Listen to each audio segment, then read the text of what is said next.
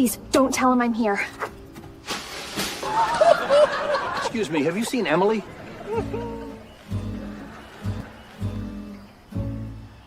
I'm not going into the bushes with you.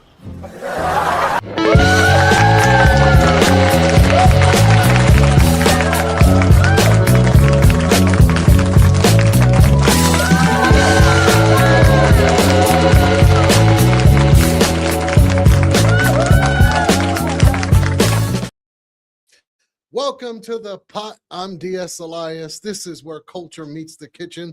Whether we're talking food, psychology, spirit, or society, we always bring it back to what feeds us literally and culturally. So grab a plate, pull up a chair, and let's stir the pot.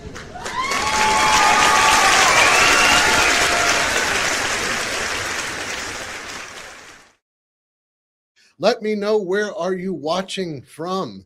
Did you guys eat dinner already? Are you making dinner? Will you be having dinner? I can smell it from here. Somebody's cooking something up really nice. So today I made some French baguettes from scratch. Oh yeah, let me know if you can hear me good. Let me know if you can hear me good. Yeah, so I made some baguettes from scratch. I got 3 of them. And I got some cream cheese the other day, and I wanted to put some. I'm a New Yorker, so we have to have our cream cheese with bread or bagel or whatever, you know. So I think a baguette is just what I'm in the mood for tonight. A little French baguette with a little butter. Yeah, what would you put on yours? Let me know. Let me know. I'm D.S. Elias. I'm a professional chef and a professional foodie.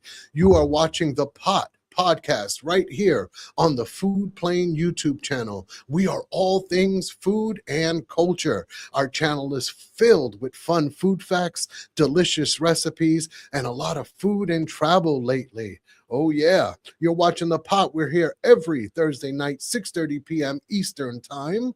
And I've embarked on a journey.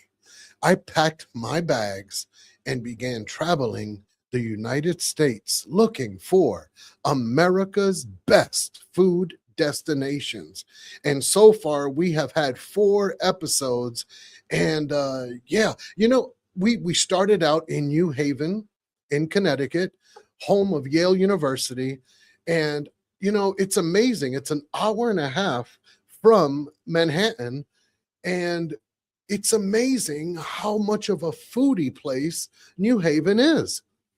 I'm just amazed. It's always been there, an hour and a half away. And you got some of the best pizza in America there, which I showed you in episode, I believe it was episode 2, where we visited one of the best pizzerias in America. And so New Haven is such a foodie place. There's so many other places to go to.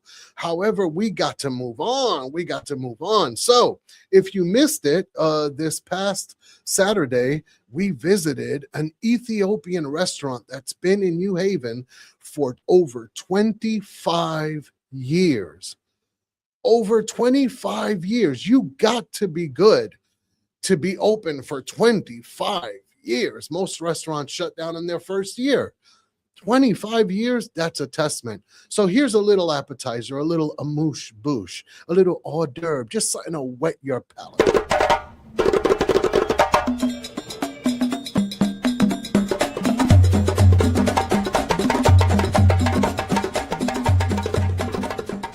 So here we have lentils with Burberry, and then we have spinach and potatoes. We also have cabbage and potatoes, and in the middle, Doro Wat. What we're gonna do is we're gonna grab a piece of injera.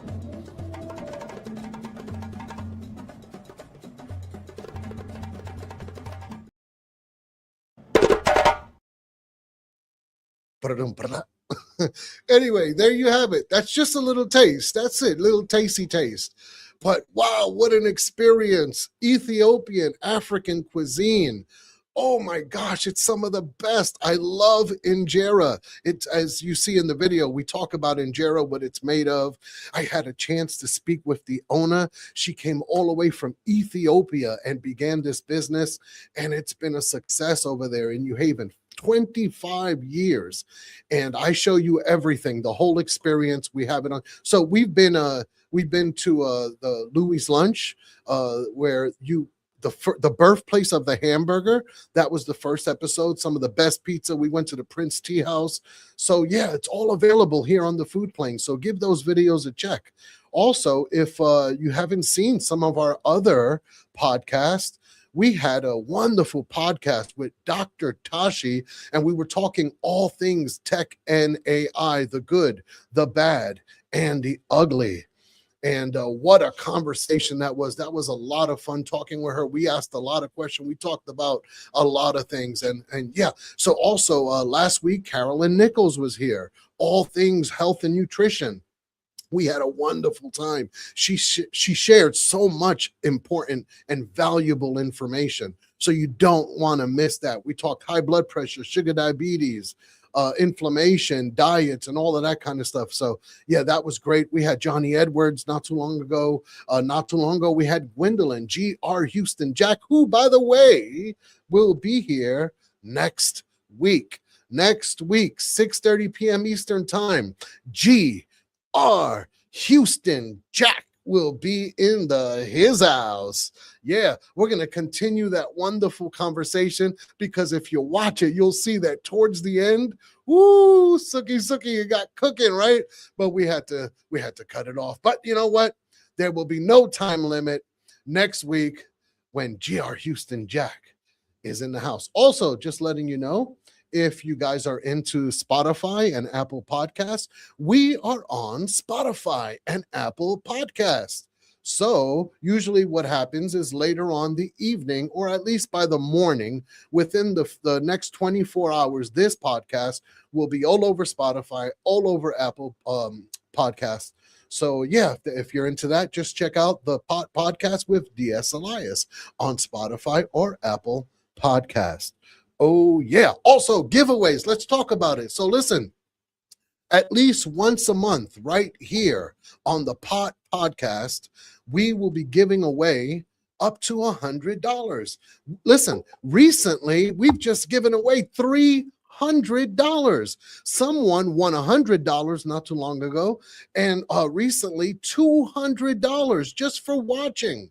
Somebody got $200 just for watching the podcast. So that's why watch the podcast. Listen, at least once a month. And I don't tell you when we're going to do it. I've been saying that, but lately I've been giving you a little heads up, but that's all right. So that's the point, is it's an incentive. It's just me saying thank you for watching. And we hope that, because not every week will be the giveaway. However, it could be today also. I'm crazy like that. Tonight might be a giveaway. If not, it'll be maybe next week, or maybe the following week. We've already done 3 in less than 2 months. So I'm telling you, $200, that's crazy just to watch a podcast, have some fun interacting with other foodies. Yeah, so we do giveaways at least once a month. However, they're only for subscribers, and to subscribe is absolutely free.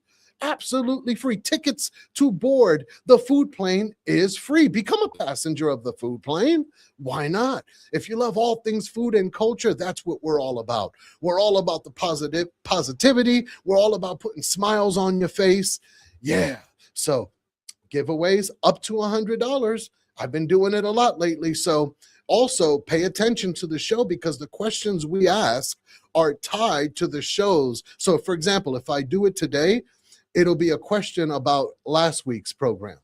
If I do it next week, it'll be about this week's program, so on and so forth. So we do giveaways. All right. So hopefully you're enjoying the podcast. Hopefully you're enjoying the shows we're putting out, because I am, and a lot of other people are. So I'm excited about that. Let's see who is in the chat, who is in the house tonight.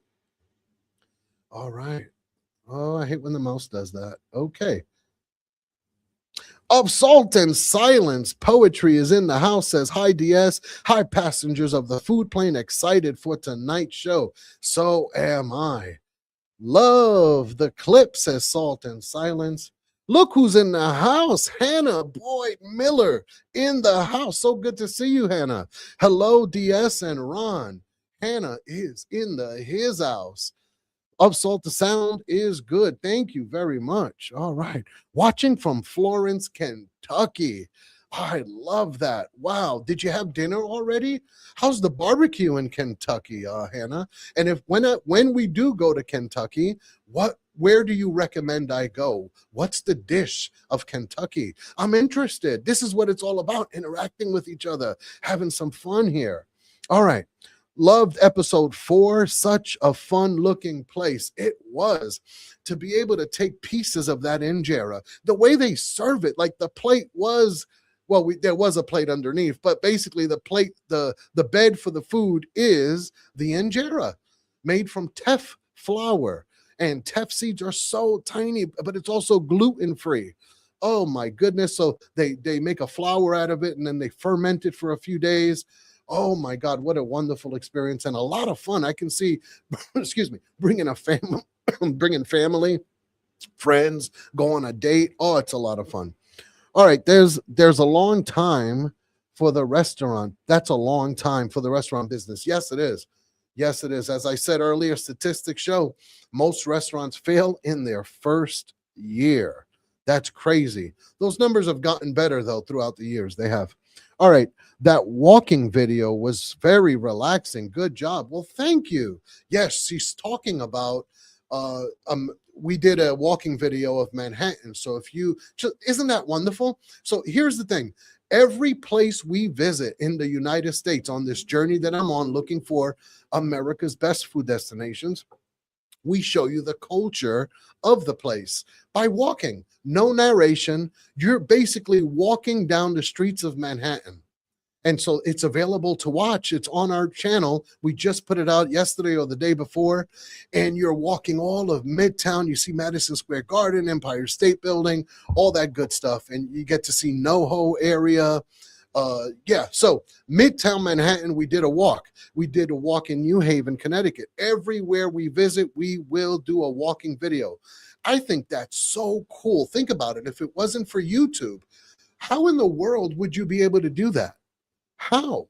And that's what I love. That's what really got me into content creating and certain YouTubers is I first started watching because my wife, she's from New England. And every time I was in New England, I missed Manhattan. And so I couldn't believe that. Wait a minute, I could just put on a video and I'm just walking down the street right there in Manhattan.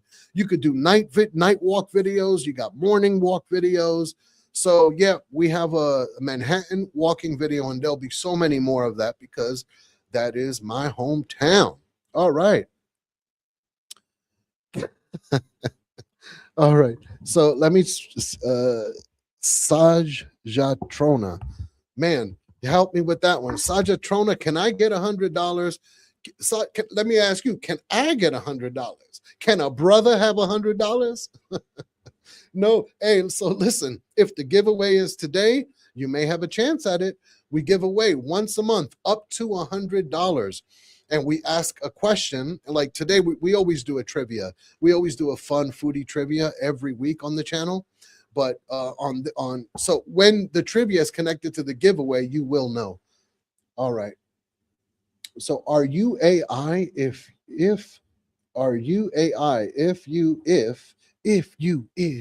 you see this, respond to me. Are you AI? Wow, interesting question. I don't know how to respond to that. It's not a bad thing you're asking. Of course, no, I'm not AI. All righty, interesting. All right. Welcome to the Pot Podcast. I'm glad that you're here. Okay, so Salt Inside. Hi, Hannah. Thank you for joining us. All the love yous. Walking videos were great. Walking videos were great. All right, we have a little misspelling here.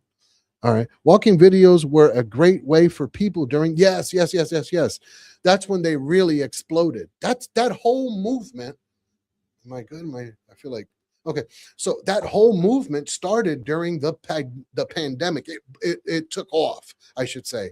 It took off with guys like Action Kid in New York. Yeah, his videos took off. He's the pioneer. So yeah, they're a great way for people during the pandemic to feel like they got out for a bit. Yes, I totally agree. All right, so let's do the trivia of the week.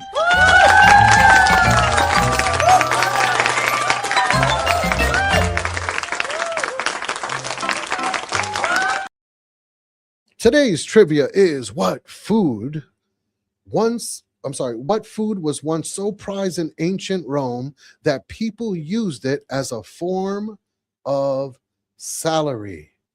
What food was once so prized in ancient Rome that people used it as a form of salary? We will give you the answer shortly. But in the meantime, here's a little bit of hospitality news.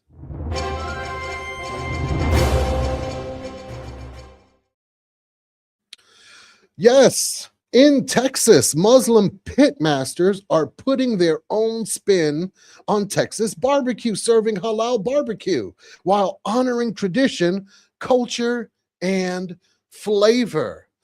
Barbecue without the pork, the poke, without the poke. Wow, what are your thoughts? Barbecue without the pork. Well, it's happening in Texas. Yes, it is. All right. What about this? Yes, it's true. This is true. It's really happening. KFC just served Oreos chicken, Oreo flavored black bun, mashed potatoes with crushed Oreos in it. Oh my goodness. I got to hear it. Let me know in the comments because that is crazy. It's not for me. That is definitely, I haven't tasted it. It might be delicious. I don't know if that would work. You know, sweet and savory does work a lot in food, of course. Like pineapples on pizza does not work for me. Let's debate that. You know, if you like pineapples on your pizza, go right ahead. You do you, boo. Me? No. I ain't, not me. Ain't no pineapples on my pizza. That's for sure. However, this right here, ooh, let me know. What do you think? And in other news, how many of you saw this? Let me know, women. Let me know, ladies. Oh my goodness. Tell me what you guys think of this. This is actually real. Chanel just sold a shoe that's barely a shoe. It's basically just the heel. Just the heel. What are your thoughts? Let me know in the comments. Let's see what you guys are saying. Okay. So of salt and silence poetry says salt. I believe that's where the phrase worth your salt came from. Interesting. That KFC thing is a good example of because I'm sorry, that KFC thing is a good example because you doesn't mean you because you can doesn't mean you should. All right, got it. Who in their right mind would wear that? Yeah, I hear you. All right, so you wouldn't. Oh, wow. All righty, let's see what else do we have. All right, what is the answer to our trivia?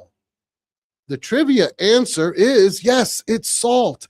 In ancient Rome, salt was so valuable that it was used as a form of payment. Soldiers were even given a salt allowance. It's the origin of the word salary. Yeah, see what you learn here on the pot? See what you learn on the pot. All right, so next week, ladies and gentlemen, as I mentioned already, G.R. Houston Jack will be in the house for part 2 of our conversation. I'm really excited about that. And oh my, let me see real quick. Just let me check the comments because we're about to have our guests come on. Hi, beautiful people. Jazzy is in his house. Nice to see you, Jazzy. All right, a little love going on there. All right, sounds good. Let me take this down. I think you guys get the point on this. All right, yeah, here you go. Please, Hulk, smash that subscribe button. We can use the encouragement. Absolutely. All right, here we go. Ladies and gentlemen, it's happening. He is here.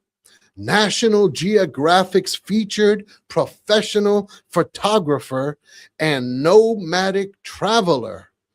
Ron Foster is about to join me and help me stir the pot.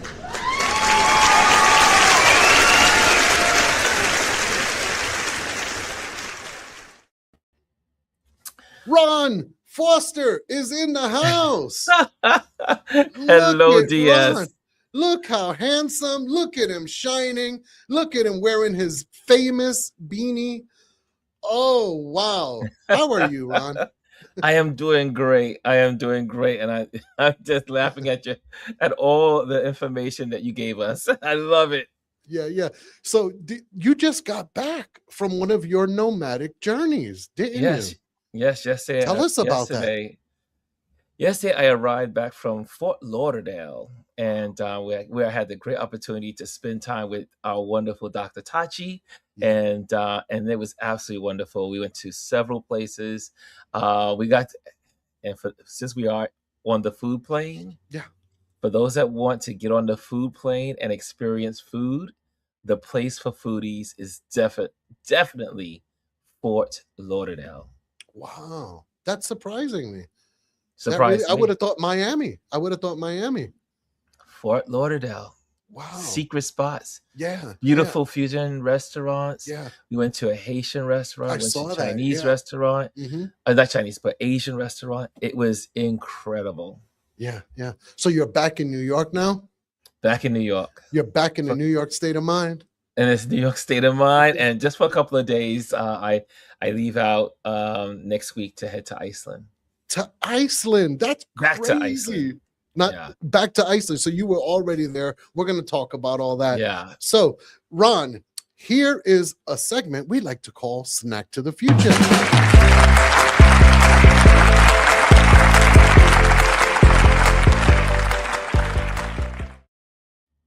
So, Ron, and let the viewers let me know, do you guys remember this? Do you guys remember this? Boone's Farms. These were alcoholic beverages back in the 90s. They were very popular. Yeah, it's a segment called Snack to the Future. It's a little bit about nostalgia. It's a lot about nostalgia. It's all about nostalgia. All right. How about these? Yes. Oh, I could still taste them. I can still taste them. I love those things. Oh, they used to be like what, a nickel sometimes, 10 cents or something. 10 cents. Yeah. Crazy. All right. How about this? Yes, I remember. You remember these? Chunky. Let me know. Yeah, these were good. I enjoyed. I wonder if they're even still around. Yes, if you go to a store in New York, there's a store here that has all kinds of old candy. Yes. Wow. Oh, I've heard of that. They got several of them, but I've heard of those. Hi, Ron. Excited for this show, says Of Salt and Silence Poetry. Alcohol, liquid sugar with colors. That's what it was. Pretty much. That's what it was. So, Ron, wow. So you worked at Wall Street for a while, huh? Yeah, I worked at the American Stock Exchange for about roughly 10 years, and then left, went back to college, and then went back to the exchange for another 4 years. Okay. I got a little ahead of myself. So where were you born? Where are you from? I was born in Brooklyn, New York. Brooklyn, New York, baby. Brooklyn, New York, yes. Yeah. Wow. Okay. So you're a New Yorker, full-blown New Yorker. I love it. Born and raised. We are New Yorkers. Oh, man. I lived in Brooklyn for about 3.5 years. Back a while back. But let's just keep it like that. Anyway, but yeah, I lived right in the middle, right in Crown Heights. I lived right in I went to junior high school there. I was living in the middle of the West Indians, the Trinidadians, and then the Orthodox Jewish people. So I was right smack in the middle of all of that. Smacking it all. I was even there when that horrible situation happened back in the day. Oh, really? In Crown Heights. Yeah, I was living right there. I was just 2 blocks away from there. Yeah. So Yeah. yeah, so that's my experience with Brooklyn. I am so amazed at what's happening with Brooklyn. I mean, it's like the new Mm. Manhattan now. It is Manhattan. It is, well, first of all, I grew up in it was Fort Greene, then it became Clinton Hill, and Yeah. now it remains Clinton Hill. But it was in between the gap of Fort Greene and Bed-Stuy, and Hmm. so it went by both names. But yeah, you weren't that far from me. Yeah. But Brooklyn has definitely changed. I used to live in a high rise facing the skyline. So over the years, it totally changed from no tall buildings, I should say one or two tall buildings on the skyline to like 35 new skyscrapers in downtown Brooklyn. Yeah. Have you always been in Brooklyn or have you moved around Yes. like I did? Oh, Born and you've raised and lived in Brooklyn all my life until now. wow. Yeah. Wow. I got to do it. So I was in Brooklyn for a little. I've been in every borough, I think. I was in Queens for a little while, Jamaica, Queens. But most of my life, Midtown Manhattan, right there in the middle of Hell's Kitchen. Uh, Mhm. yeah, right there. I was in the middle of everything, Ron. Oh, it was so wonderful. Anyway, enough of me. So, Ron, Ron, so how did you get into Wall Street to begin with? Oh man, that's a funny story. I was originally working at the Fairchild, which is a aerospace company out in Long Island, and building aircraft because my schooling is in aerospace engineering. And so my company that I was working for did not get a government grant, and so they laid us all off. And Oh, so in the layoff, I looked into the New York Times, and it said that particular weekend, it said Wall Street jobs openings, uh-huh. and apply, no experience necessary. And I looked at my mother and said, "Hey, let me go try it out." And yeah, so I went for the interview, and at that time I was a part-time worker, and that position became a full-time position. Wow. What was that like working there? Give me the positives of working there. It was hell at first. Uh-huh. It was an experience because first I had never experienced being on the trading floor. Wow. I didn't. I never. I only knew of the stock exchange from television, Yeah. and or reading the Wall Street Journal, or reading the New York Times, and the financial section. And so I found myself in the middle of the trading floor at the American Stock Exchange as what they call a reporter, and I used to report trades. So the trades would happen in the crowd, like something like you would see in trading places. That was called the pit. Oh, wow. And as a matter of fact, my first position at my job was working in the pit at the American Wow. Stock Exchange. And so they threw me in what they call the sharks Yeah. den. Yeah. And yeah, so I had to learn quickly, and I ended up getting it, and it opened up a lot of opportunities for me Wow. Wow. Wow. Wow. That you were right in the middle of the chaos when it in the happened. chaos. Yeah. Yes. Wow. Okay. So then how did you get into photography? How did you switch from that? Why did you leave? And then how did you get into photography? Did you go into photography after Wall Street? No. Really? Photography started when I was in high school. Pretty much, I would say, yeah, junior high school into high school. I was always fascinated with cameras because my mom had cameras, my father had cameras, my grandfather had cameras, my aunt had cameras. It was always photography was always around me. So I used to sneak my mother's camera out to school to photograph my classmates, and so that's where it really began. Was really just photographing my classmates and along the way, and then just started to grow my curiosity of photography, and then I put it down Excuse me, after a while. one second, Ron. Yes. I apologize, but I got to deal with this right here. So, Joe, welcome to the podcast. Nice having you here. It says back up from the camera, bro. Now, so here's what I'll say. Remember that this is very important. Um, Yeah. So I think that, is there a better way to say it? Is there a more polite way to say it? Because here on the food plane, here on the podcast, we take it seriously that we are kind to each other. Let's be kind to each other. If you're not a nice person, if you're rude, if you don't know how to talk nice to people, this is probably not going to be for you. And we'll have to just block. But I don't want to do that. I believe, Joe, you're a nice person. I'm not saying your intentions were wrong. I just think maybe there's a better way. Back up. It's like a command. I think there's just a better way. Like, hey, my experience, or I feel like, or give a reason that you feel that way. But it comes across as with an attitude. Dr. Tashi is here. Good evening, all. And then here's where it gets worse. Ron, back the fuck up, dude. That's where I draw the line, Joe. Mm.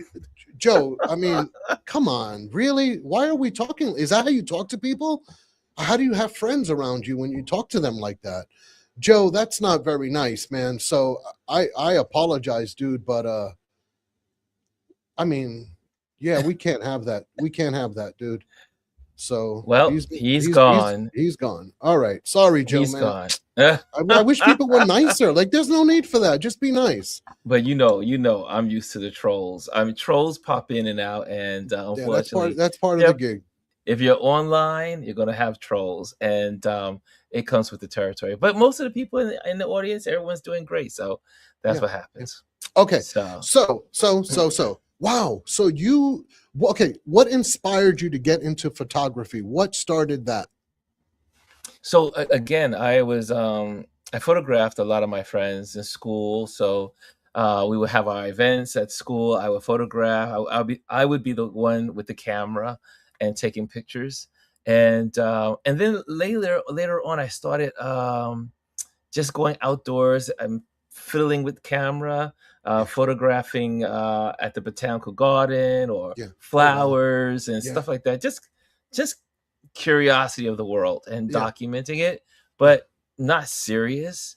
Right. And then I kind of like put the camera, and then I also took some classes, but I bought some books to learn how to take pictures, Mm-hmm. and then I just stopped out of nowhere. I just stopped. It wasn't an interest to me until we started getting these smartphones. So we got these Right. little smartphones, and my Yeah. first smartphone with a camera, I do believe, was my Palm Pre, and I used to travel with my Palm Pre, and I used to take pictures along the way everywhere I would go, and so as the smartphones began to become better at taking pictures, then I started taking it a little more serious and photographing more. And then I decided to get some cameras. But no, you know what? Let me go back. Let me go back because I was at church. I used to um I used to photograph at church because I always I don't know why I always had a camera with me, but I had a little, again, my mother's camera. And so the pastor of the church noticed that I love taking pictures. And so he offered to me the what do I call it, the opportunity of a lifetime. He says, since you love taking pictures, how about I buy you a camera What? and you can be the church photographer? What? And that was the beginning. I can, if I must say, that was the pinpoint. And I have that camera? I still have that camera. That We camera have is an exclusive. We have an the exclusive. camera is right here. Look So at that. it's my first little Pentex. If you can Wow. see that, Whoa. Oh my and, gosh. he bought this for me for Wow. me Amazing. to take pictures at the church. And so I would take pictures of the choir, take pictures of the congregation, take pictures when we went on bus outings. So I became the church photographer, and that was really the beginning of me really photographing with a purpose. Yeah. And so yeah, because it was just before that, it was just taking pictures, but now I had a purpose, Wow. and someone bought me a camera, and I used it. and it opened up a lot of doors, as in, taking pictures around the church, Yeah. opportunities. People began to know me as a church photographer, Mhm. and roaming around with the camera.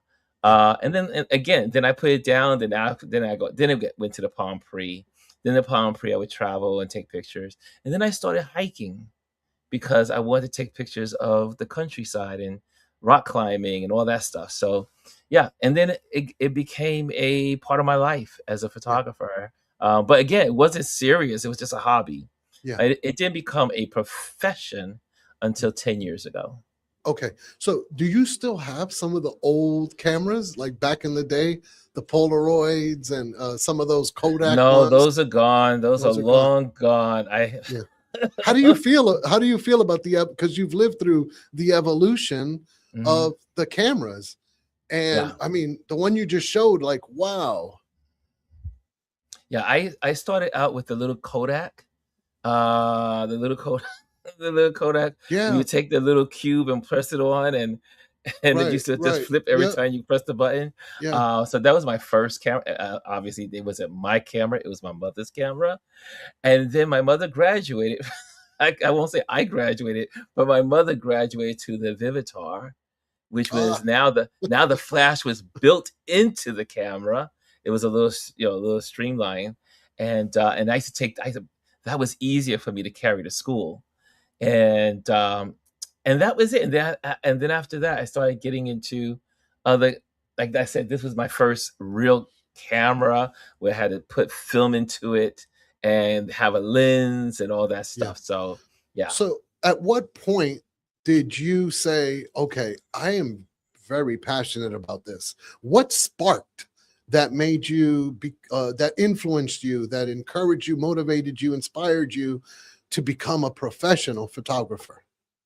Oh, that came later on. So Um, and Gwendolyn's in the building. I do believe maybe she might be. I know she's going to be with you next week.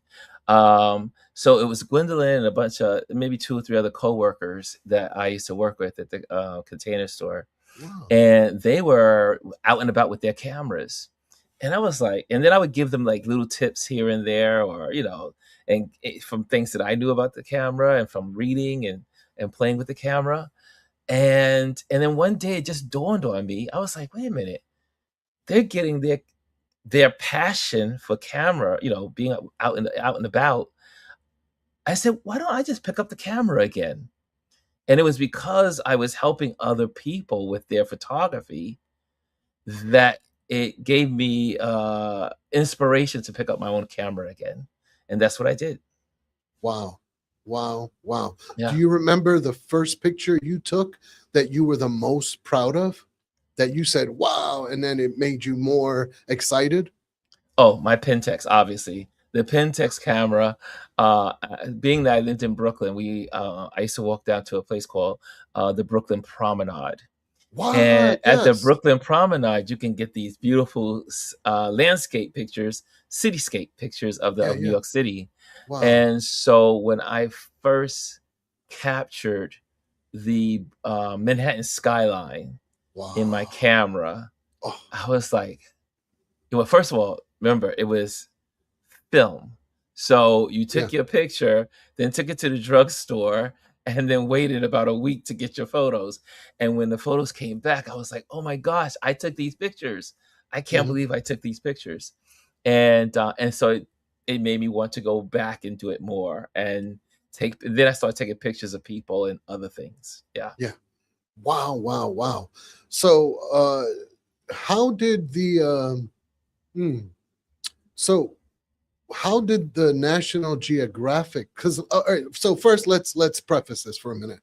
National, I don't know when it was, but I'll just when National Geographics, especially back 70s, 80s, maybe a little further, maybe in 60s, I'm not sure, but I know for sure 70s, 80s, some of the Hmm. 90s, that magazine was everything. It Yes. was so huge. So, for a photographer to be featured in National Geographics, that is a big, huge deal. There were so many people, wanting that, but you got it. Can you talk to us about that? Well, now that's a story that is quite should I if I must say so, wild. It was a Oh, we wild like that. because um, I had at that point I had left my job and started my career as a photographer. So I was in Africa for about 3 months, several months in Africa, and I took pictures of wildlife and people and culture and all that stuff. And I really thought maybe I would come back and submit my work into National Geographic, other periodicals from the work I captured in Africa. Anyway, long story, none of that happened. And so my mentor, who you guys know is Omar, one of my mentors, Wow. and he was kind of like gauging my work as I was traveling. And he kept saying, he would often say, "Man, your work, you're really picking up the camera and picking it up fast. You're learning so much being out in the field." And so when I returned home, his suggestion to me was to submit my work to different periodicals and to competitions, Mm, which I was not really into the competition stuff. I just love photographing. That was not my thing. right, right. But I was also a part of what's called the National Geographic Your Shot. So National Geographic used to have um, an account that you could submit work, and they used to use that platform to get work from other photographers globally. Wow. And so you didn't have to work for National Geographic to have your work featured in National Geographic. There were several ways to get your work in National Geographic. Well, one of them was through Your Shot. And so they had a article that was pitched called Pops of Color 2 weeks ago, 2 weeks before I saw that ask. Um, I was in on Fifth Avenue at the Easter parade, and I on this particular morning I was late, and I was like, maybe I should go, but then so you know how you get that urge that you need to be somewhere, so I ended up going late to Fifth Avenue, and I went straight to St. Patrick's Cathedral where I knew all the people would be hanging out. And this woman walks out of the church with a Finks cat on her shoulder, and she's wearing a white blazer, and the cat has beautiful green eyes, and the cat also has a sweater that matches its eyes. Wow. And everything came together perfectly. The light was perfect. The light was coming down. It reflected off her blazer, became like a reflector, and I photographed the heck out of the cat. So I just kept shooting from different angles and all that good stuff. Then fast forward 2 weeks later, Omar and I were having this conversation. He said you should submit your work, and then next thing you know, here's a story that comes out called Pops of Color, and they were asking for submissions for Wow. National Geographic Your Shot for this particular article, and I said, well, you know what? I think my cat meets the criteria. So I submitted the cat. I submitted the Wow. picture. And then next thing you know, the editor from National Geographic sends me a message. And I was Wow. like, is this real? Wow. And she says, oh my gosh, I love your cat. And I was shocked. And she says, I think we want to use your photo for the article. However, I'll let you know on Friday. So she called me like Tuesday or Thursday. I think it was like a Tuesday. Anyway, Friday comes along and she texts me, well, I should say emails me, and it says, your photo is one of 30 Wow. to be in the article for National Geographic. And that's how this that's how my photo got into National Geographic, and Wow. that's how I will be always known as having a photo in National Geographic. But it was I thought it would have been something I did in Africa or some other kind of photo, Yeah. and it just happened to be a cat on the shoulder of a woman coming out Wow. of St. Patrick's Cathedral, Amazing. and it changed my career. It really did, Yeah. because being able to say, Yeah. you had a photo in National That's Geographic, a big deal. It and is. Yeah. there were 15,000 submissions, Phew. and Wow. I was one of 30. Oh, So Ron. Wow. it was like I ran around the living room. I was Yeah, like, I would too. I Yeah. can't believe it. I'm in National Geographic. Yeah. Yeah. Yeah. And Yeah. so it was their digital magazine. And so it's just an honor to be able to have that on my resume. And Yeah. but yeah, like I said, it forever. I could always say, National Geographic published photographer, Right. and so Yeah. which is different from working from National Geographic, Of course. but but being published is a Yeah. good thing. It's a, Yeah. my goodness. So this is the question of all questions. Yes. Why did she have a cat with a sweater in church? Because it was the Easter Sunday bonnet parade. Oh, so you bring the cat. Bring the So, cat to well, church. for those that have ever been to the New York City Easter bonnet parade, they come in, people come with all kinds of stuff. They come with cards, they come with puzzles and banners, and I mean they're wearing the most ostentatious outfits. And so she was very calm. She had a beautiful cat with a beautiful green sweater and green eyes to match. And it was a great opportunity to photograph that wonderful cat. Yeah. Wow. Look what it led to. Amazing. Mhm. Amazing. Amazing. So what kind of photography, Ron, do you specialize in? So how I make my money is event photography. Okay. So here in New York City, and most of the time New York, I am a photographer for several companies, and I've done.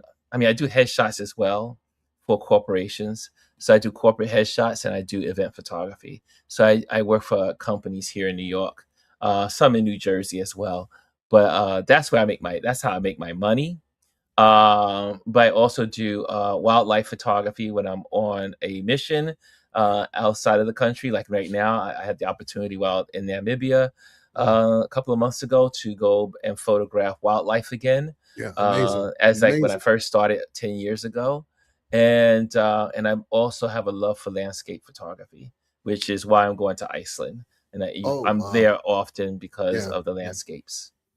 Isn't it amazing? You live in a gold mine in New York City for Oh yeah, photography. I mean, you will never oh run yeah. out of something to photograph in New York City. Yeah, much like you, you use your food as a transport to different countries. Hmm. I can use my camera as a transport to different countries. And Mm, living in New York, because in New York I can get up in the morning and say, you know what, I want to photograph China today. Well, I can't get on the plane and go to China, but what I can do is go to Chinatown, right, right, and I exactly.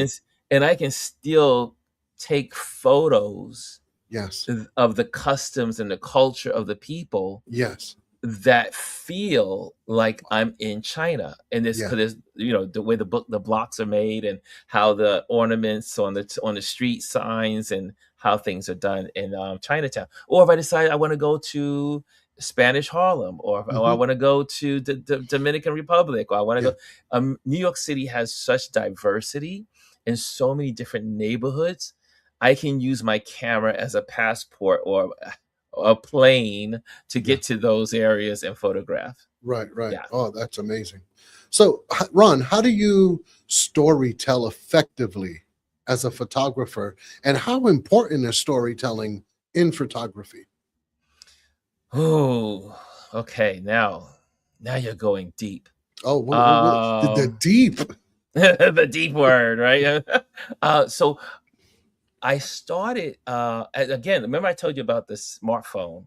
So I would travel with my smartphone and photograph when I travel, and um, my one of my coworkers approached me. Uh, he was on my team, and he said to me, he says, "Ron, every time you travel and you take photos and you post your photos online, my wife and I live vicariously through you. And so we're senior citizens. We won't have the ability to travel where you're traveling because we can't afford to do so, but we live through your lens. Mm. And then that's when it all clicked Wow. Wow. that I had to fit the story Mm. all in one frame. Mm. So little did I know that's the basics of photography, especially travel photography, is to tell the story all in one frame. Wow.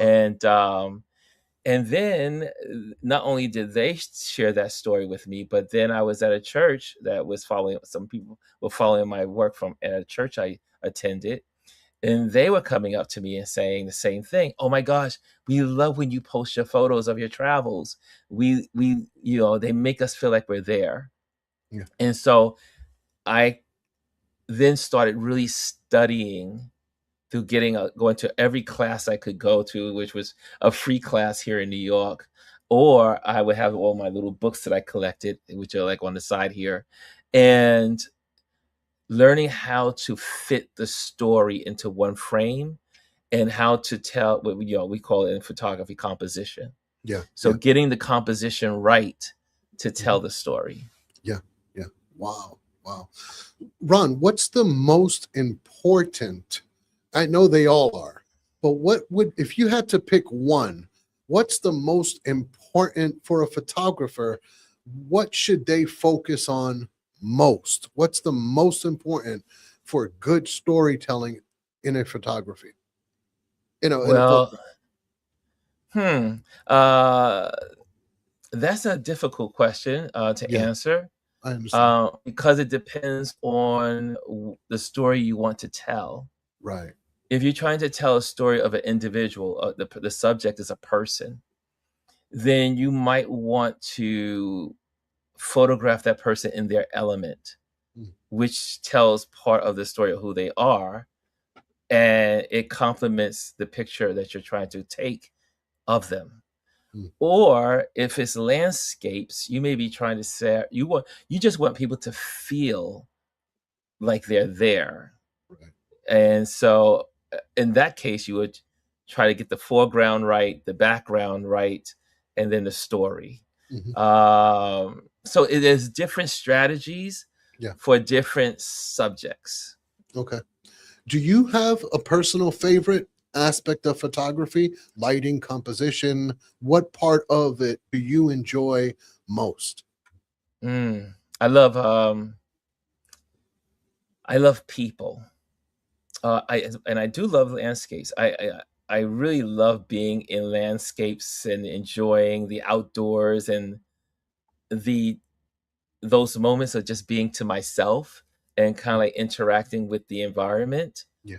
However, the greatest joy I get in my photography is photographing a story regarding people and culture.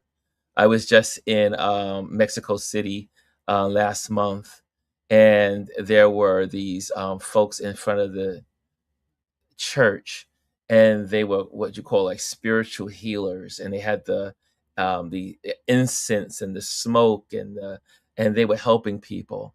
And I stopped in my tracks, and my friends who were with me, they were like, "He's at it." And I saw a scene that was so beautiful that I had to capture it.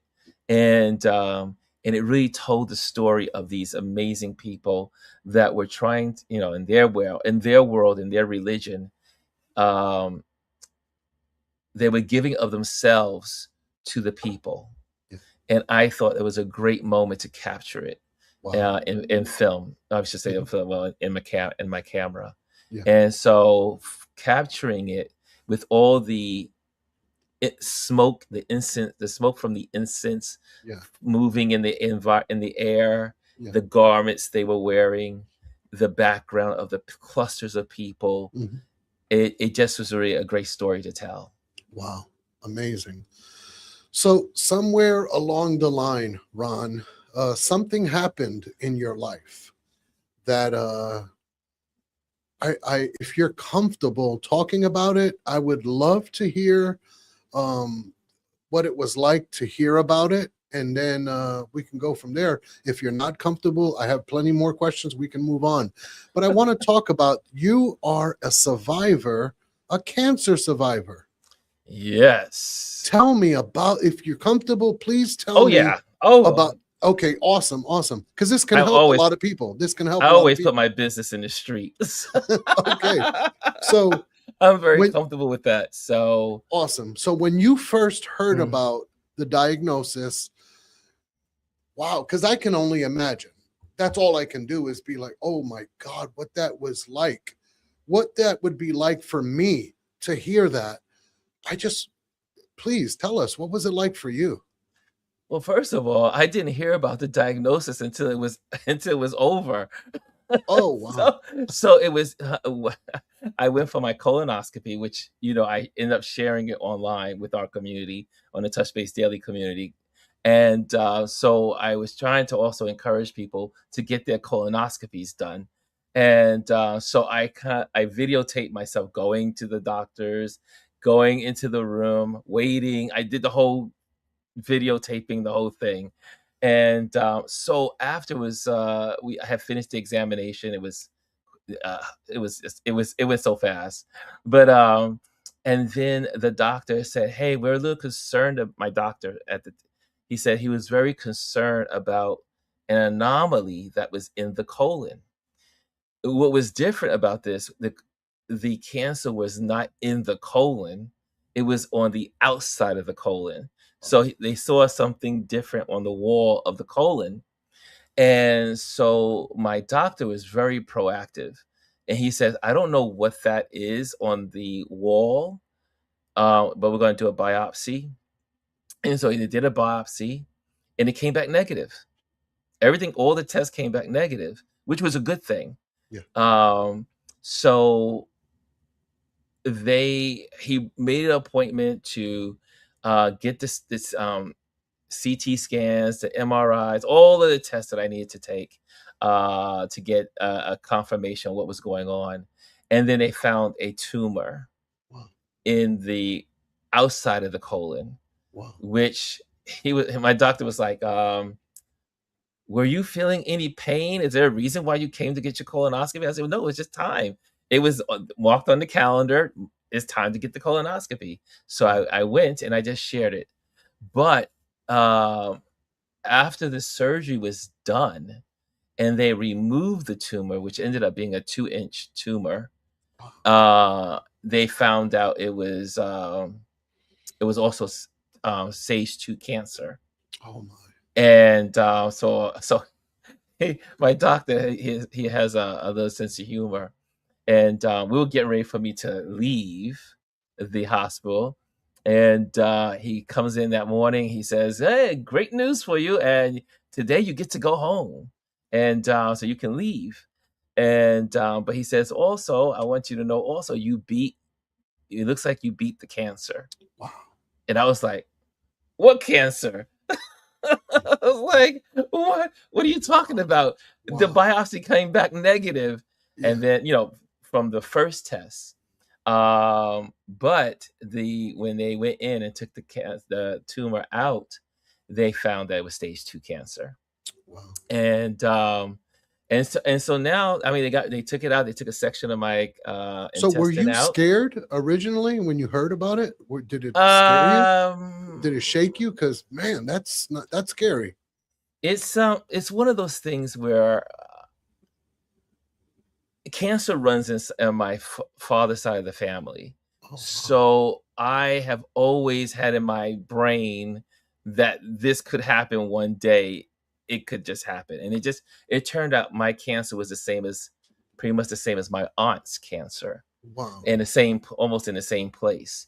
Um, and so, but everyone in my family has, except for one family member, has survived their cancers. So I was worried, but not worried. I Oh, was like, okay. Okay.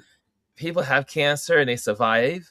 Yeah. So when they took it out and they realized that, and then they obviously months later I had to do the blood work and get the screenings and the checks, and so far everything is good and Wow. nothing has, I'm cancer free. Yeah. But I mean, it did.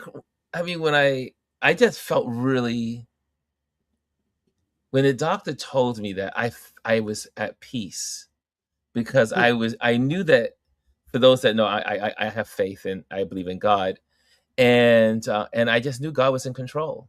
Wow. I mean, because one is I ended up going to get my colonoscopy because I was trying to help others. I was like, "Hey guys, you need to go get your colonoscopy. Join me on this show."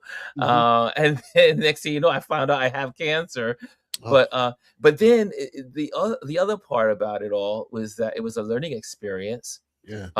because my doctor was he says, you know, we wouldn't have caught this until it was too late because of it being on the outside of the colon.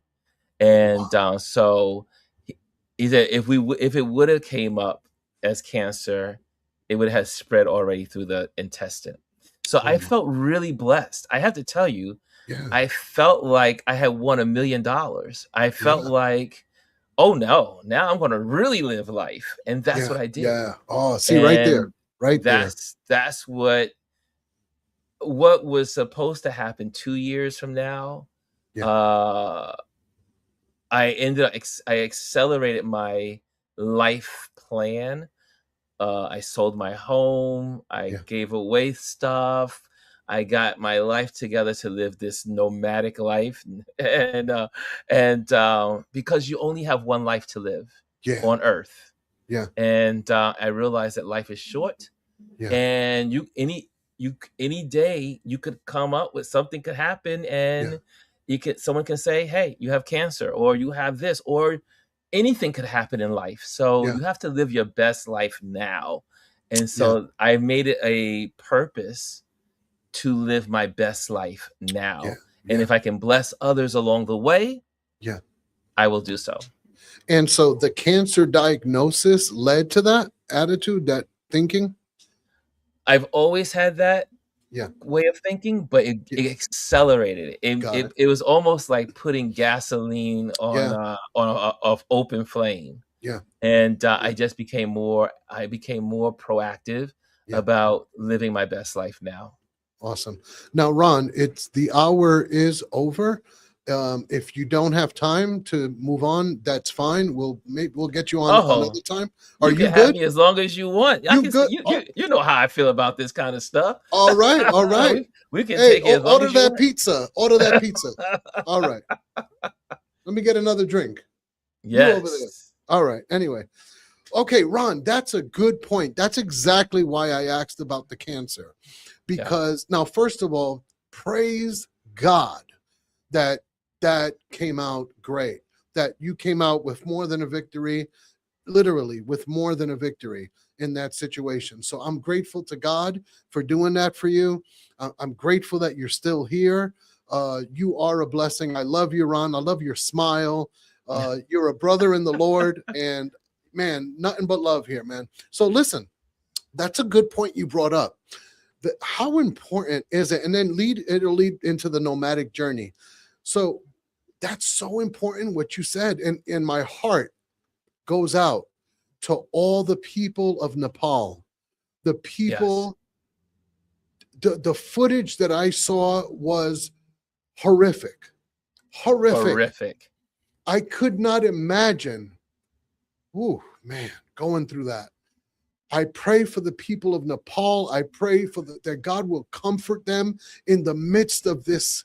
I don't understand everything, but I just pray that God will strengthen them, encourage them, and comfort them through this, and that somehow, some way, nothing is impossible with God, that something good can come out of this in some Yeah. way. Oh God, that they would find their loved ones. And man, it's so sad. But that brings me to the point is how many of us have dreams? The cemeteries are Mhm. filled with books that were never written, photos that were never taken, videos that were never recorded, dreams, grave. The cemetery is full of dead dreams. A lot of Yes. people never, they have desires, they have passions, they have ideas, they have it all in their head. But what happened? with you in that situation where you were like, you know what, why wait to a tragedy to happen? Why wait for something horrific from the doctors to be told to you for you to be like, you know what, I'm going to start living life? Mhm. Ron, speak to that, please. Well, again, it started 10 years ago. I was at my old job that I was at, and some situation life, life is just interesting. You are put in circumstances that awaken you to some realities, if you want to say. So I began this journey about 10 years ago, and becoming a full-time photographer, choosing yourself, choosing uh, you are the most important thing on the list of important things to do. Yeah. So I realized back 10 years ago, I'm celebrating 10 years of being in photography full time. Wow. So I started my journey in 2016, and now I'm in 2026. Who would have known that so many doors open because I made that decision? But again, I've always been someone that has been in the mindset of the future. I'm always thinking 10 years from now. What am I doing today that's going to help me 10 years from now? That's been my mindset since probably, I would say, since my 20s. And so, I mean, that's why I bought my apartment when I was in my 30s. And I was like, 30 years from now, I'll sell it and I'll retire, and we'll go from there. But again, I've always had the mindset of the future. And so I still live with that. I still live with, it's so funny you said that today.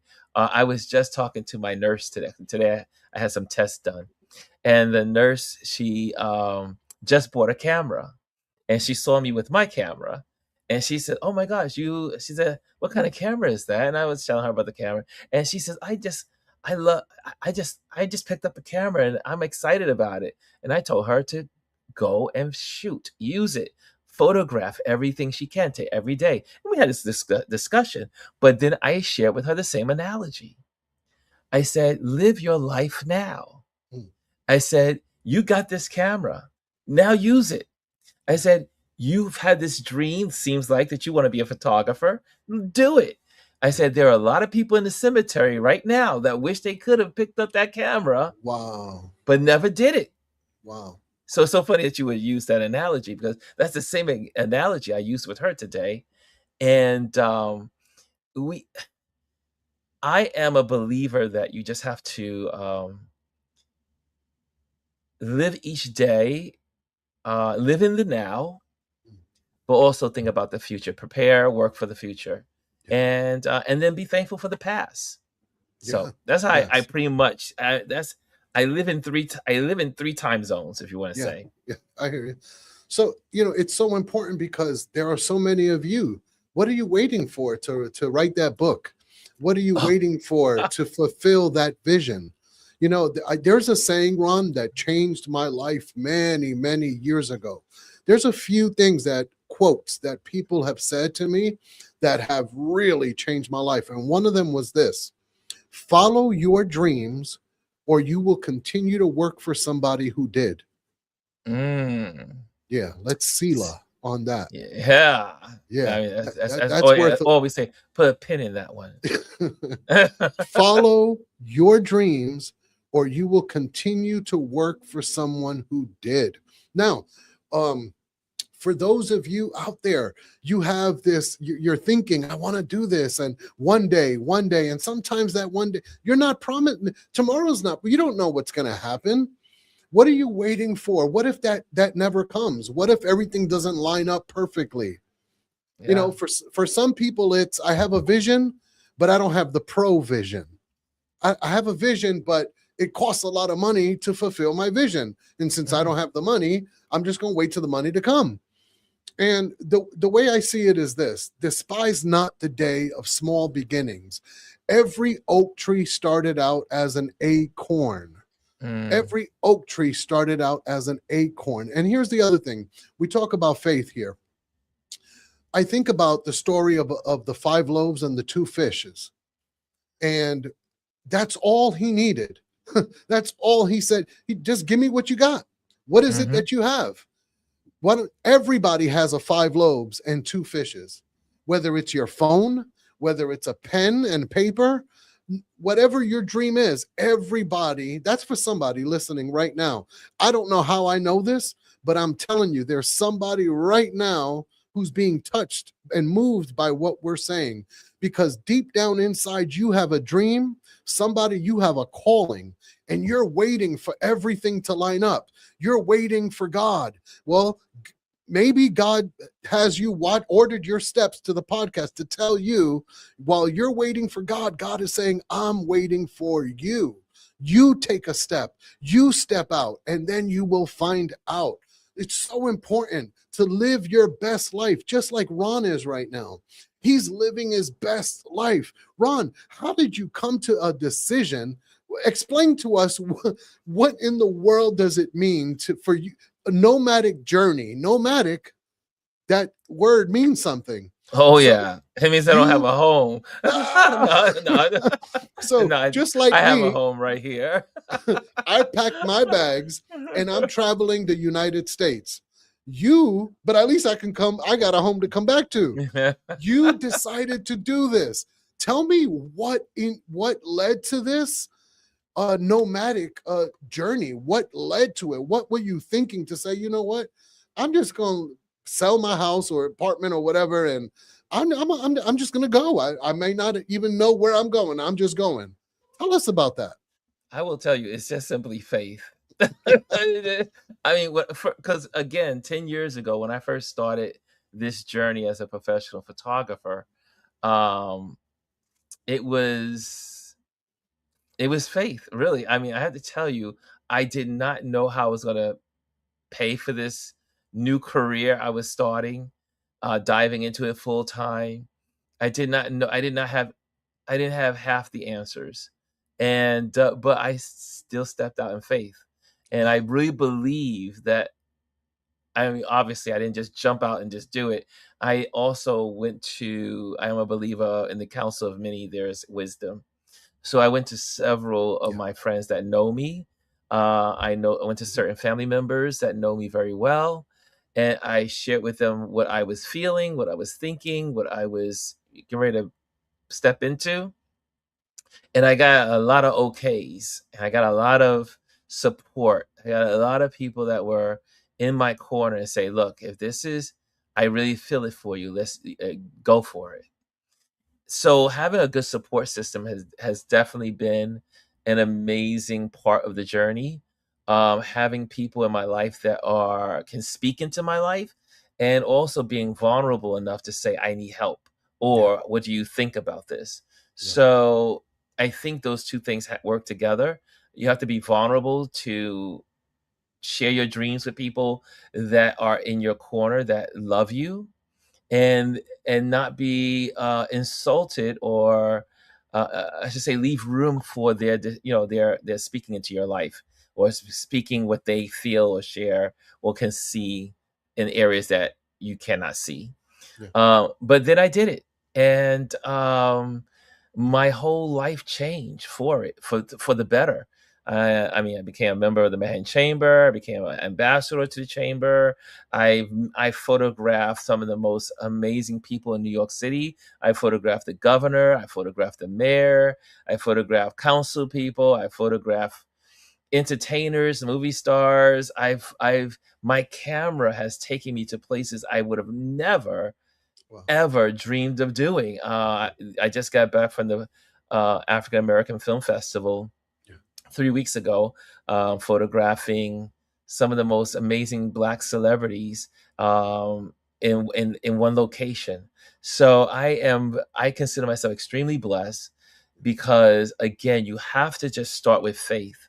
I do believe faith is the key to everything, Wow. and and then when I was in South Africa the first time, my guide told me, he approached me with a question, and I've mentioned it on my platform. He said, "Young man, what is fear?" And I thought he was joking. So I was like, "Okay, what is fear?" And I'm trying to figure out where's this guy going. Mhm. And then I had never heard the term before. And he says, "Well, it's false evidence appearing real." And I said, hmm, I like that. Yeah. And it became a foundation to my one of my pillars. Mm. Fear is simply not knowing what's it's the false evidence. You've never done it before. So how do you know how it feels? How do you Yeah. know if you're going to be successful? So Right. just get out there and do it. Mm. If you don't find success in the actual thing, you still will find success in learning in the approach of doing it. Right. Right. So it's a win-win. You Yeah. win whether you accomplish it, Yeah. or you win from learning from it. Yeah. That's the thing too, is the fear of failure. Like Yeah. in my mind, I envision the business. I envision the book. I envision me acting, me singing, whatever your calling or passion is. You Mhm. see it in your mind. And guess what? In your mind, there's no failure.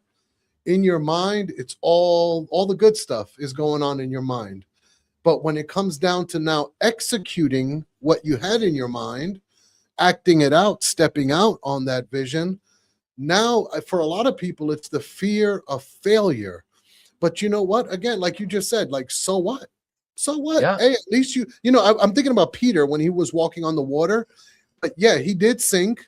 Christ took him back up, but at least he got to walk on the water. You got to You walk see? on water. No one Yeah, else has. Not that we exactly. know of. Exactly. So we all do things like, even the podcast that I'm doing, I do it because I want a place for people to come who are foodies, people who love food and culture. Let's come, let's interact, let's talk, let's have fun. And eventually, my main goal is that somebody who watches the podcast would be encouraged, strengthened, comforted, motivated, inspired, put a smile on your face. That's what we want from this. So at the end Yeah. of the day, we take steps in our lives, and not it's okay. I think Abraham Lincoln tried becoming president many times Many before he times. actually became president. Anybody who invented, Hello. How about who yeah, else did that? What other president did that? We know what Joe Biden? How many okay, times did Joe Biden run before he became president? okay, yeah, another Yep. So example. it happens. So even when it comes to starting a business, whatever it is, what if the business? Well, what if it succeeds? Exactly. What if it fails? But what if it succeeds? So Ron, so not too long ago, you decided to sell your house and take this step of faith that you're talking about. But not everybody gets to that point. What was it? What is it you're looking for? Why did you say, I think what I'm thinking about right now is, you ever seen Lord of the Rings? Yes. Oh my God, that's probably my favorite movie. I love the first one. Oh Which my the first one? goodness. Yeah, I The first love one's the that. best one. The first Oh, one is the best one. yeah, so many people believe that. I think Yeah. so. It's my favorite. But anyway, um, I think about, if you remember The Hobbit or Yes. Frodo when he has his staff and he's about to go on his journey. I think about The Hobbit where Bilbo was about to go on that journey. So you see him walking out of the Shire with the staff. I kind of see you doing that. Like, all right, I'm out now. I don't know, Lord, but here we go. So that's crazy. What pushed you to actually, all right, I was thinking this, but now I'm going to actually step out. That's nuts. And then Well, and then where was the first place you went? uh it's amazing you was well, this is a long, I'm gonna try to be short with it. Um when I when the apartment was sold, well, first of all, as you're leading, because you just don't wake up and sell your apartment. There's a lot that goes into changing your life on that level. You have to prep stuff, you have to get rid of stuff, you have to get the home ready, you have to put it on the market, you have to get the brokers, you gotta get all there's so much work that goes into that stuff. And but Especially in then New York. especially in New York, and then the legalities of everything. But then when someone actually buys the apartment, and then now, oh, this is real, this is Wow. happening. Wow. But before that happened, I had such great support. Yeah. I'm here. I'm in my son's apartment. I mean, whole apartment in his house. He's like, "Yo, Pop, don't worry about it. You can come stay with us." And I was like, and at that point, I didn't know before he said that, I didn't know what I was going to be, where I was going to be. Yeah. I was planning to just go and live with my, live on the couches or the extra spare bedrooms or floors of my friends around the globe. But it was so nice to be able to have this to come home to, Yeah. and to have family to come home to, and it really made the decision making a lot smoother. Yeah. But still, I'm, to be with, this is the first time in my life that I'm not in total control. Wow. So, and if you are like myself, I am a bit of a control freak. So I thrive on being in control. I need to have everything the way I think it should be. So, this is a new period of my life, which is teaching me uh, a new level of abandonment, which Mm, I haven't had this kind of abandonment since I was a child, because I've always been in control. I've mm, been in control as a teenager. So my parents were separated. I was always the one leading, always taking care of everyone, taking care of my sister. So I've always been in control. So this is the first time in my life that I am not in control. mm, And at first it was quite unsettling, yet it brought me joy, because I woke up each morning saying, "Okay, God, where you taking us today? Where are we going today? Who am I meeting today?" yeah. And so got on the plane for the first time in this journey, February 16th, 6 months ago, going on seven. And my first stop was Portugal. Wow. And my cousin was with me and his girlfriend, and we had a great time. We was moving, and then they leave me. They leave me, and then I go to the next journey. I go to France and visit my friends who had just got married, and then I went to their house in the south of France and spent time with them. And then after that, I left them and went back to Germany, and then went from Germany, and then I ended up flying into Namibia, then staying in Namibia with my buddy there, and he has a beautiful spare room, and I was able to have my own space and then leave from there and use that as my hub, and then go to South Africa, and then from South Africa back, and then so on, so on. So, and this journey has been also unpredictable. There are certain places that, like I will say, Mexico City was not on my radar until it was on the radar. Dominican Republic Mm, cruise was not on my radar until it was on my radar. Iceland was not on my radar in July until it was on my radar. wow. So I've been living this life of faith, and I've been living this life of, God, where are you going to take me next? Yeah. And I find that everywhere I go, I am I am being a blessing to someone. I'll share this real quick. I was in South Africa, and my Uber, or I should say Bolt guy, because they have like a Bolt and Uber, but Bolt came to pick me up from my hotel to take me to the museum. The museum is in a not so nice area of South in Cape Town. So when the ladies in the museum saw me with all my camera gear, they were like, "You're not going back out in the street with that gear." And I was like, "Yeah, no problem." She goes, "No, no, no, no. You need to call your car back and to come pick you up." So, but on the way to the museum, this young man and I were talking. We had this great conversation, and we just start talking. And he was curious about me as a photographer. I was curious, what he did as a living in South Africa. Was he born and raised in Cape Town? Yada yada yada. Anyway, we connected. I call him up, and you know, I said, God, I hope this young man answers his phone. He just gave me the number for some reason. And I called him up, and then I said, you know what? And the thought came to me, hey, you're going to need a driver for the week. Mm, Why don't you just hire him? mm, So I asked, would you be my driver for the week? And in that week, the lessons I learned from him, and I was able to give him so much Oh god, it was like me being a college professor teaching business class. We Yeah. would talk about business, how to develop his business plan, and we talked every day. I hired him, and at the first day we were out, he looked at me. We did the story. My first task with him was tell me what you're worth. And he looked at me like, what kind of question is that?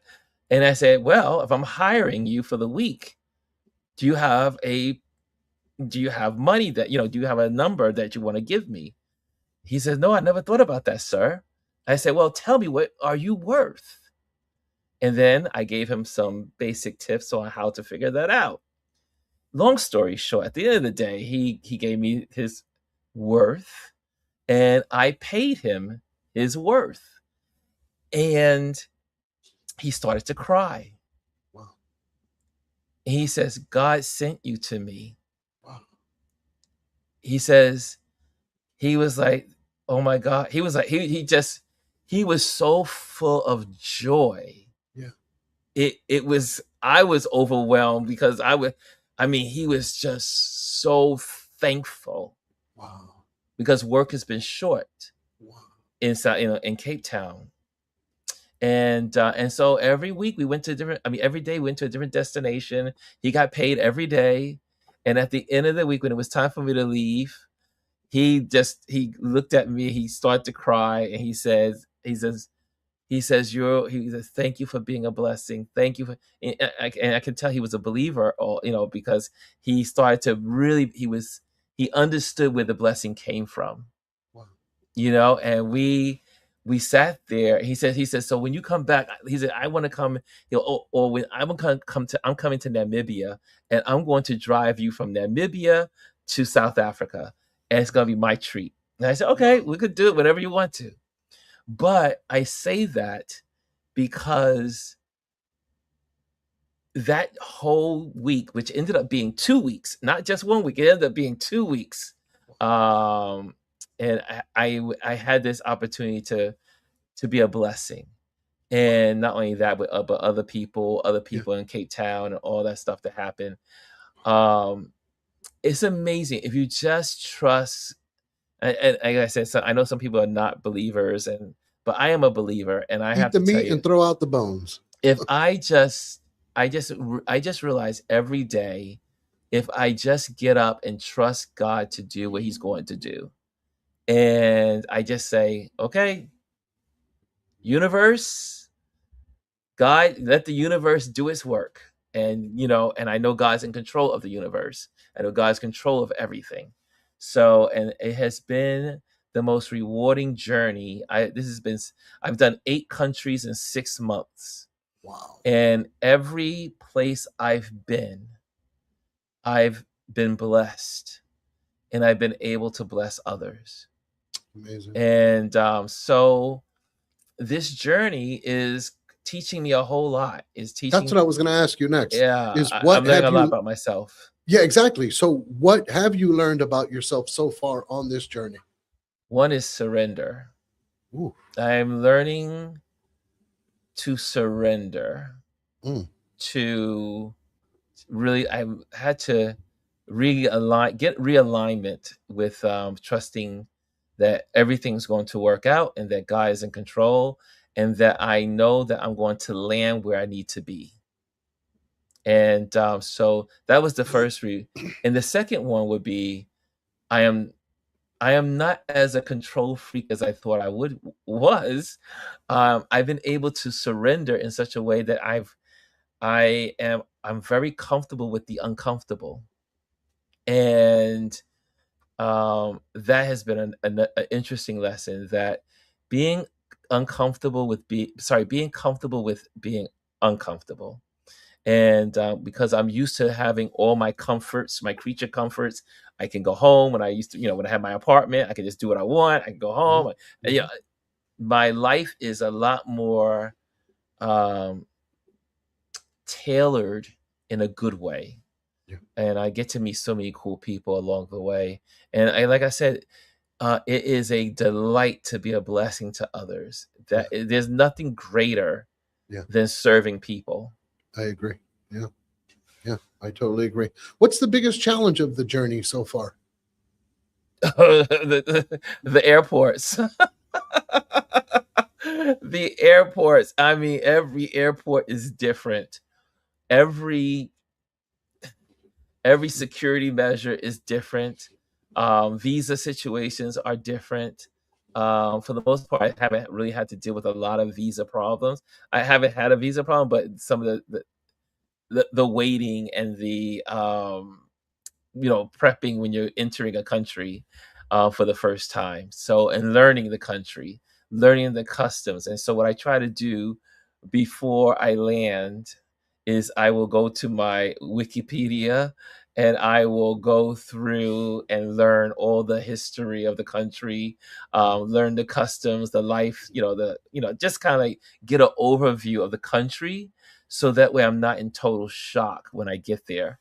So uh, yeah, I mean, the most difficult are the airports. Sometimes a the airplane is not as big as you think it's going to be, Mm. and so they will say, you know what, you can't take that on the airplane. You can't carry that on. And I'm like, oh well, I have to carry this on. So I've learned also how to pack my valuables so that they're always with me.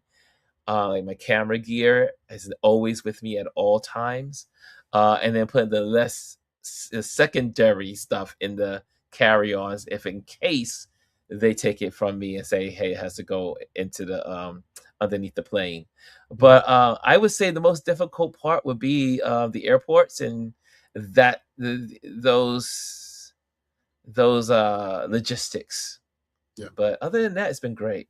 yeah. Where are you going next, Ron?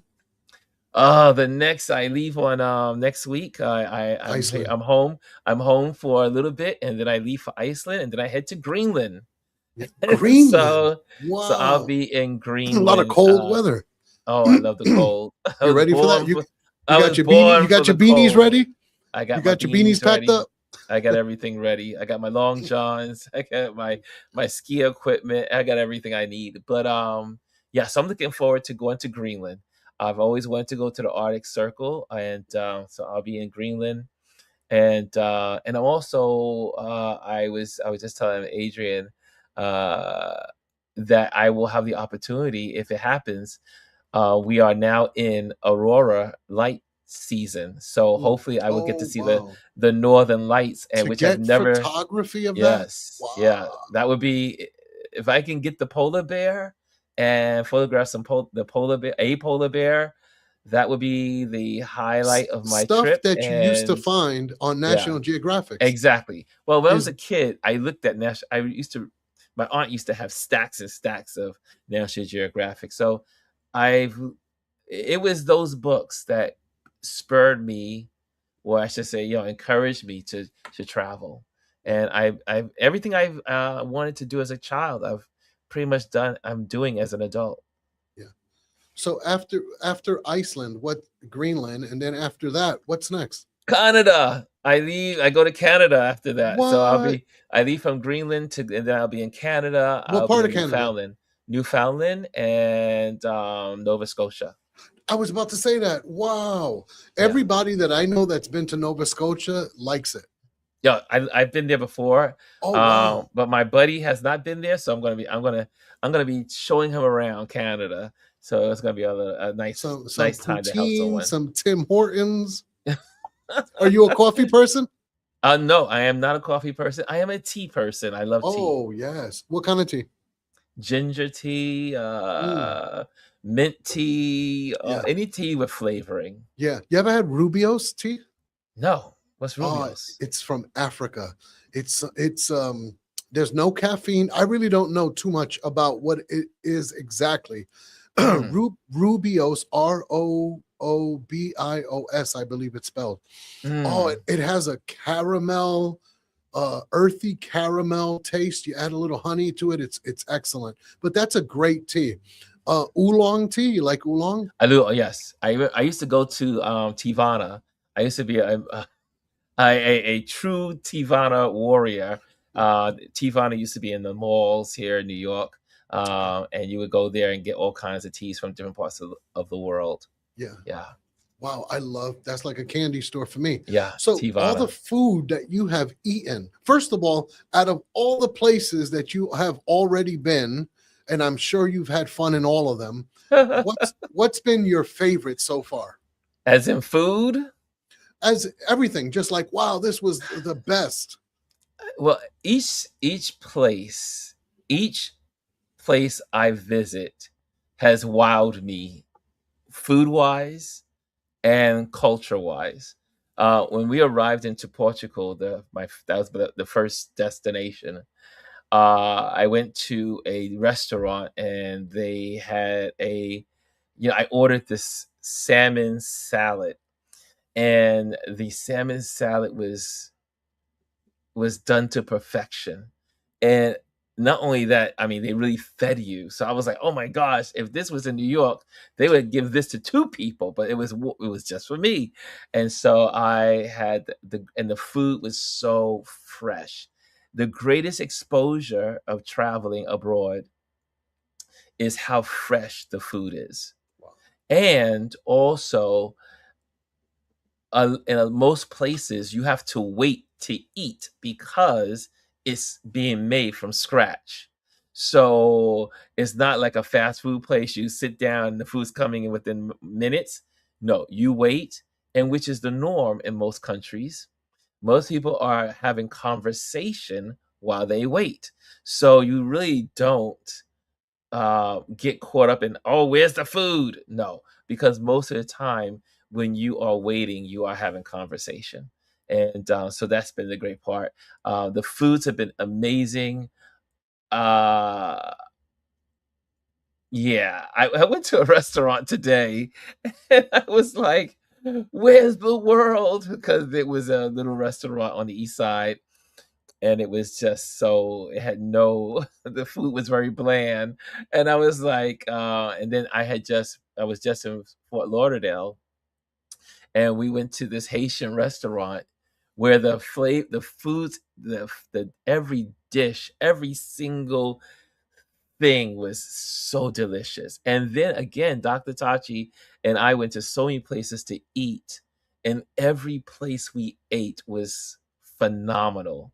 And I'm a foodie, so when I go to a country, one of the things I am always looking for is good food,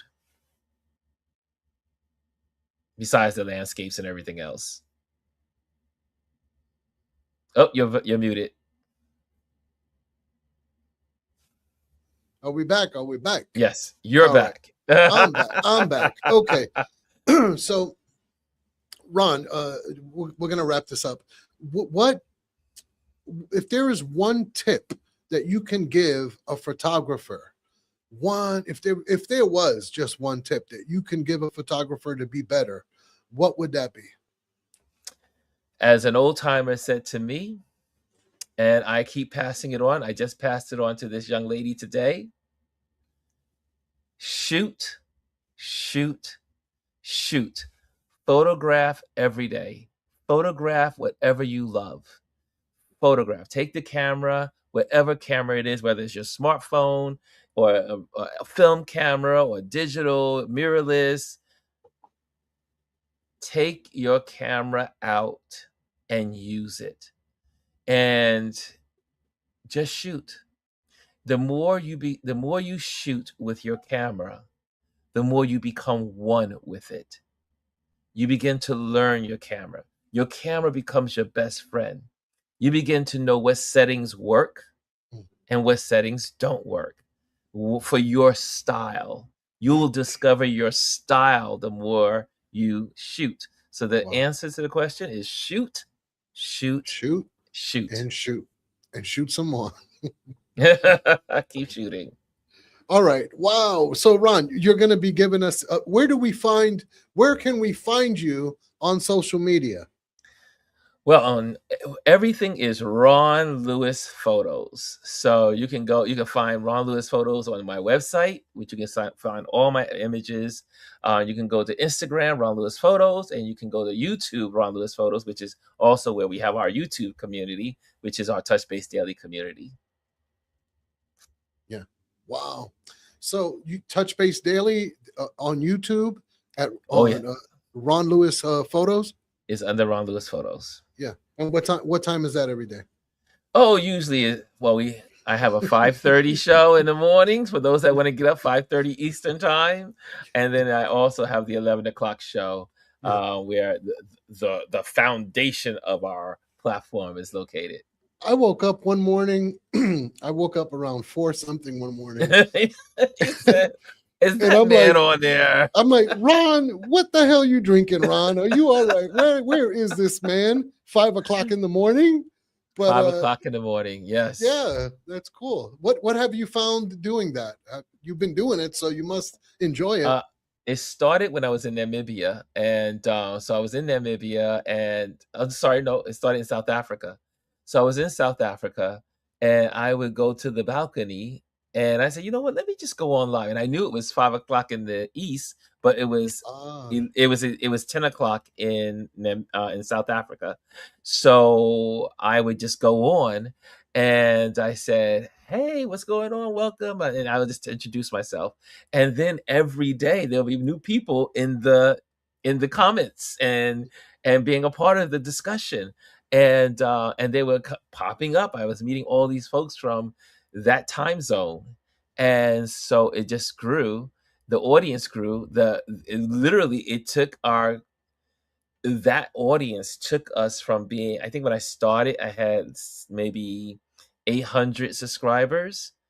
And because I started doing that particular part of my connecting with people, it moved us right over. When I was leaving Namibia, we hit the 1,000 mark on subscribers in YouTube. And that a lot of that came from our new community in the other parts of the world. wow, that's amazing. Oh, Ron, so Iceland is next, and you will be showing us. Are you showing us pictures on your Oh, social media? yes. Oh, yes. Oh, wow. Yes. Yeah, And if that's you're in the YouTube channel, you'll get some photos. As a matter of fact, I'm gonna try to get some photos out this weekend, from last week. That's the other challenge, is that when you are traveling 8 countries in 6 months, mm, you never really get a chance to get settled down to edit all of these photos. So I oh, try to wow. get some in, and then I share some. Yeah, yeah. What? There's a book I heard. Is there a book coming up? What's this about? Yeah, all this traveling is to ultimately have a book. So Oh, so oh, eventually I will have a book of all of my life's work. wow, And so one of my mentors is giving me some great feedback on that. And at first I thought I was just going to do separate books, but they've been in the book game for a long time, and they gave me some really good advice, and they were saying you should do a life work book, and so it will contain all of my photos from the beginning of this journey, which was, wow, yeah, so technically 10 years of work. wow. That's gonna be amazing to see. What a feeling it's gonna be for you to have that. Wow, wow, Yeah, wow. That's exciting. finally. Yeah, yeah. Well, Ron, listen, thank you for being available and willing to join us here tonight. I know you're busy and you're back on the road. You're going to Iceland. That's freaking crazy. And then Yes. Greenland afterward, and then Newfoundland, then Nova Scotia. That sounds like so much fun. My brother, please be safe. Take care of yourself. Thank you so Well, much for and being. before you leave, I just Yeah, want to yeah, say yeah. thank you to you. Oh, Thank you for inviting me to this platform. sure. Thank you for being a part of Touch Base Daily and always being there, asking questions, showing up. It means the world to me that you are always there. Whenever you're there, it just is part of the foundation of who we are as a Thank you. community. And so I am very thankful to you Thank you. for being a part of my life as I continue to work in this journey. Yeah, yeah. Wow. We're thinking of you here at the Food Plane. Thank you, Ron, and we will talk soon. Thank you so much again. Thank you, everybody. Wow, there you have it, ladies and gentlemen, the one and only Ron Foster. Wow, what an inspiring story. I think that's the word of the day is go do it. Just do it. Just go ahead, fulfill your dream. Remember, I said earlier, fulfill your dreams or you will continue to work for someone who did. Go ahead, take your 5 loaves, take your 2 fish, and just say, God, here it is. And take these small steps. Despise not the day of small beginnings. Fulfill your dream. I mean, this guy is traveling the world. Ron's traveling the world, having the time of his life, meeting. I could just imagine how much spiritual fun that is. The encounters, how God orders your steps to the right person at the right place at the right time to get the right stuff. Oh man, that sounds like a lot of fun. Anyway, all right. So next week, ladies and gentlemen, the one, the only G.R. Houston Jack for part 2 of our conversation. Oh, that was if you missed part 1, give that a watch. Oh man, yeah, that was a good one. Oh, by the way, I gotta let you know before we let you leave, this is happening. Yes, I know it's early, but I could almost smell and feel the fall. We're just a few days away from the unofficial start of autumn. We're just a few more days away. Yes, the pot is having a Halloween special, tricks, treats, and a giveaway of up to $100. We're going to have spectacular guests. We are playing a huge game for charity. We're going to have special guests in costumes. It's going to be a lot of fun, so you don't want to miss it. Thursday night, October the 29th, 6:30 p.m. Eastern Time. And I just want to say a big thank you to everyone.